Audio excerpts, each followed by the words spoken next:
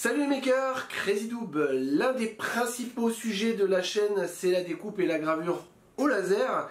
Donc je vous ai présenté deux des trois grandes catégories de laser, en tout cas les trois principales catégories de laser.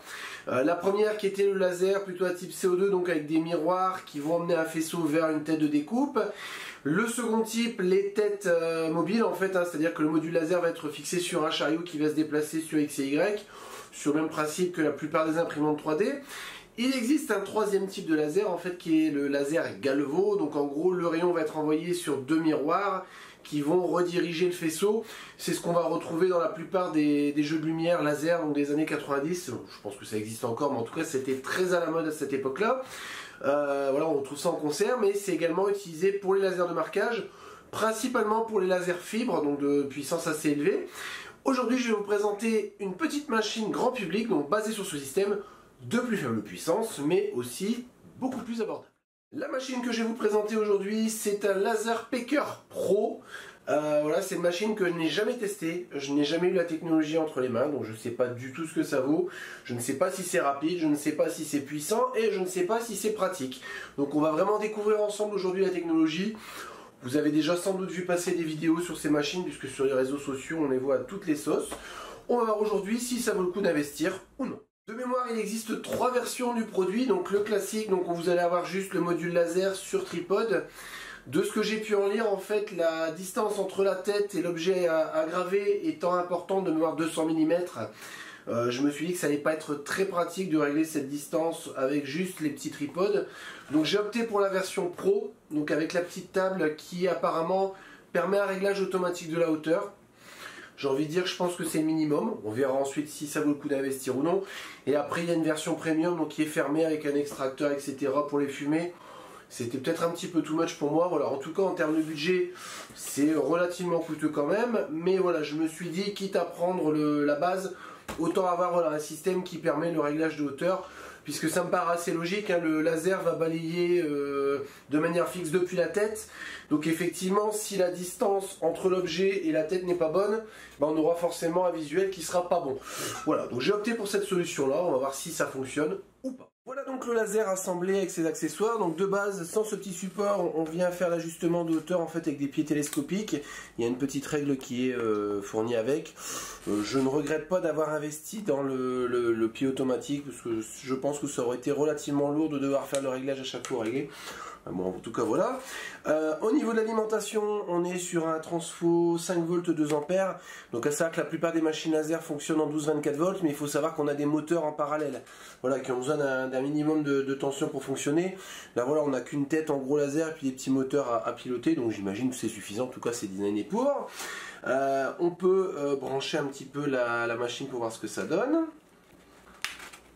Donc il n'y a pas de bouton power, la machine s'active immédiatement. Donc on a un petit ventilateur sur le dessus de la machine. C'est un petit échantillon qui est fourni avec.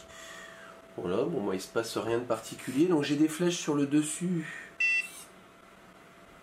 Voilà, donc quand on appuie dessus, on peut monter, descendre la tête a priori. Donc on a une petite mire, je sais pas si vous la voyez bien. Alors ce que je vais faire, je vais essayer de prendre un objet relativement haut, voir un petit peu la mise à niveau plateau. Donc je vais mettre ça sur le milieu et j'ai un bouton, donc un bouton qui ressemble à un bouton play en fait. Ouais, donc effectivement la tête, voilà, la tête s'ajuste automatiquement. Donc si je l'enlève, elle va redescendre, j'imagine. Ouais, bah effectivement la mise à niveau plateau a l'air fonctionnelle. Enfin, c'est pas une mise à niveau plateau, déformation imprimante 3D, la mise à niveau de la tête. Voilà, bah apparemment il n'y a rien de beaucoup plus. En termes de boutons sur le dessus, alors j'ai un petit rond, je ne sais pas à quoi il sert. J'ai un petit voyant qui clignote, donc ça j'ai déjà vu sur la notice, c'est le Bluetooth. En fait, hein, ça fonctionne avec un téléphone. Bon, on va essayer de trouver un petit fichier et puis voir ce que ça donne. Concernant l'application, on a un petit QR code sur le côté, donc on va pouvoir aller chercher un lecteur QR code et le scanner du coup. Voilà. Donc voilà. On va ouvrir dans le navigateur. Bon, moi j'ai déjà installé, mais en tout cas on l'a ici. Donc on va ouvrir l'application. ce que je vais faire, c'est mettre la petite feuille. Donc j'ai déjà configuré le logiciel. Hein. Vous verrez, il y a des petits, il faut nous donner une adresse email, il y a quelques informations à fournir. Et voilà, une fois que c'est fait, on peut accéder à la machine. Donc je vais refaire une mise à niveau plateau sur la machine. Voilà, donc c'est bon. On va aller sur les exemples. Donc on retrouve une petite sélection d'éléments à graver. Donc il y en a quelques-unes en plus qui sont apparemment plutôt sympas. Donc on va choisir, je ne sais pas moi, qu'est-ce qu'on va choisir, quelque chose de plutôt sympa. Allez, une petite plume. Donc on vient choisir la dimension que l'on souhaite. Donc la largeur, on va mettre une largeur de 15 mm. Donc il nous met automatiquement du coup la hauteur, hein, forcément. On peut faire Start Preview. Alors il va falloir du coup reconnecter le... Voilà, on va connecter la machine. Le petit bip qui indique qu'on est connecté. Voilà, donc on peut faire Next. Non, on va faire comme ça, on va faire Start Preview. Donc là ils nous disent de mettre les lunettes, donc je vais mettre les lunettes. Parce que là on est sur une machine vraiment avec un laser très apparent, je veux dire, il n'y a aucune protection. Donc il nous rappelle, hein, de bien mettre les lunettes. Voilà, yes. Donc il vous demande un mot de passe, donc ça je vous le floute. Hein. Voilà. Donc là on a du coup le laser, je sais pas si on l'aperçoit bien sur la vidéo, mais en tout cas qui balaye à l'emplacement de la gravure tout simplement. Donc là à nous de venir positionner le visuel à graver au bon endroit. Voilà, là c'est plutôt pas mal. On peut montrer le point central si on veut. Voilà, donc ça c'est bon. Du coup, une fois qu'on est positionné, on peut faire Kit Preview. Et du coup faire Next. Le fichier est envoyé à la machine.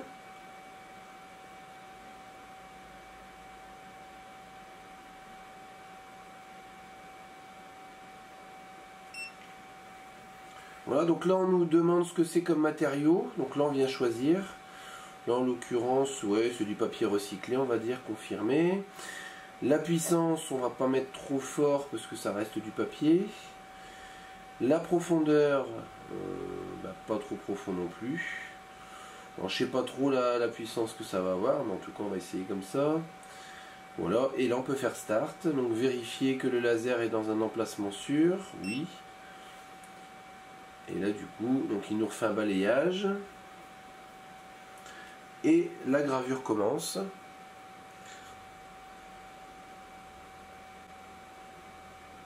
Donc c'est extrêmement silencieux forcément. Hein.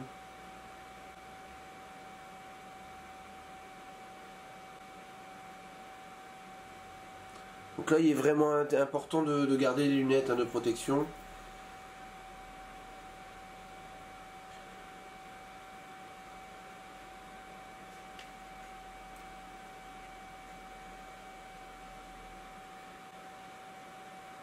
Donc c'est forcément extrêmement silencieux. La précision a l'air relativement incroyable. C'est beaucoup plus propre qu'avec un laser mécanique a priori.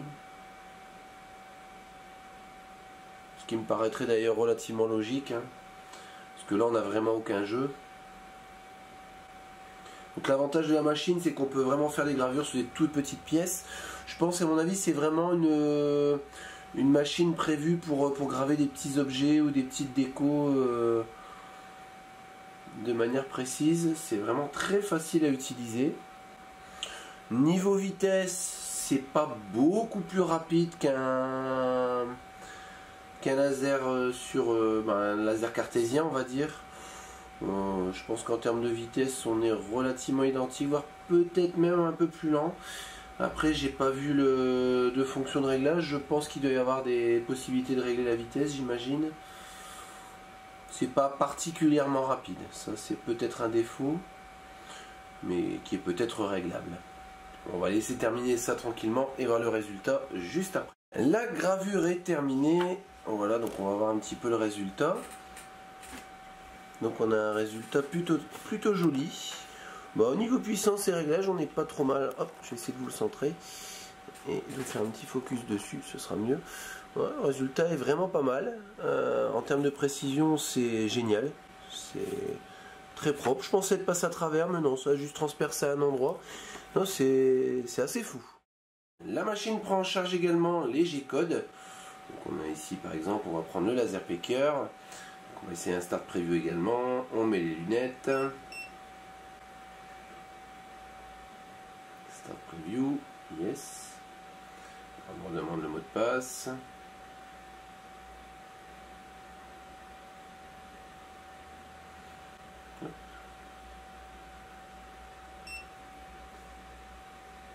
La machine envoie la position extérieure du fichier.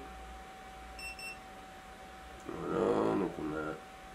Ah bah c'est tout petit, donc on va le tenter. Donc on va faire Kit Preview, Next, Start, Yes. Donc là on règle rien puisque les puissances etc sont réglées par le G-code.